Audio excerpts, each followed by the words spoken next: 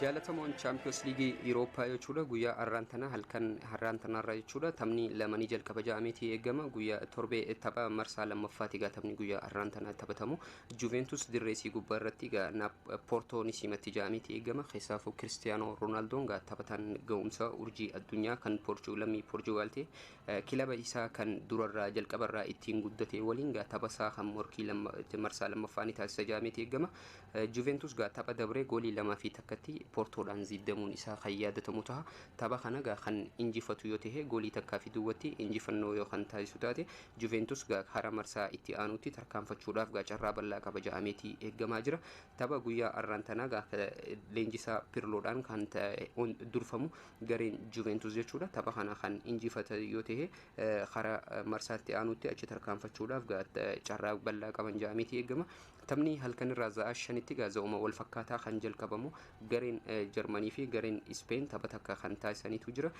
Gareen Jarman Dortmund gaa Borussia Dortmund taphasaa kan taasisu ta'a. Keessaafuu Bayern Munichiin gaa goolii 4 fi duwwatti goolii lamaan boodaa ka'e 4 fi duwwatti kan injifate gareen Bayern Munich karaa morkii injifannootti deebi'uudhaaf Sevilla waliin tapha isaanii taasisa ja'ameetii eeggama. Marsaa dabarte gaa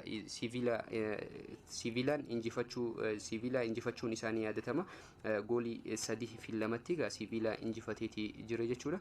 Tapha kanarratti gaa kan injifatu taate gara morkiitti ni deebi'a ja'ameetii eeggama. Jadon Sanchoon gaa tapha kana miidhaadhaan hin hirmaatu ja'ameetii eeggama. Tapha kanarratti gaa hamileedhaan kan eeggamaa jiru gaa Haaland tapha kanarratti ni eeggama ja'ameetii eeggama. Guyyaa boruu gaa taphni itti fufeetii taphatama ja'ameetii eeggama karaa Champions League Eurooppaatiin jechuudha. Liverpool RB Leipzig waliin taphasaa karaa dirree Ingiliz irratti gaa simachuudhaan tapha isaanii taasisa ja'ameetii eeggama. Akkasumas Liverpool tapha isaanii taasisa ja'ameetii eeggama. PSG'n Barcelona waliin tapha isaanii ni jalqaban ja'ameetii eeggama. Tapha guyyaa boruu gaa Liverpool tapha dabre goolii 2 fi duwwatti injifachuun isaanii yaadatama. Dirreen ala deemuudhaan jechuudha. PSG'n Lukaan Bonoo gubbaa irratti gaa goolii 4 fi takkatti injifachuun isaa kan dagatamu miti. Tapha kana gaa goolii baay'ee lakkoofsisuullee gaa isan barbaachisu ja'amaatii eeggamaa jira. Halkan boruu jechuudha taphni haftee tokko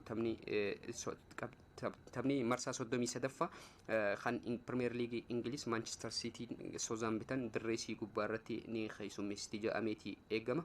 Tole gaa kabajamoo dhaggeeffattoota keenya qophiin ispoortii teenya tan guyyaas ganama salaasaa qabannee karaa istiidiyoo gallee kan hanga ammaan tanaatti isin dhageessisaa turre kana fakkaata. Qopheessaan sagantichaa Anafaamii Aadamii fi akkasumas ogeessa teeknikaa Biqilaa Tahirii waliin taanee kan isin dhageessisaa turre. Qophiin teenya kan hafee waliin turte.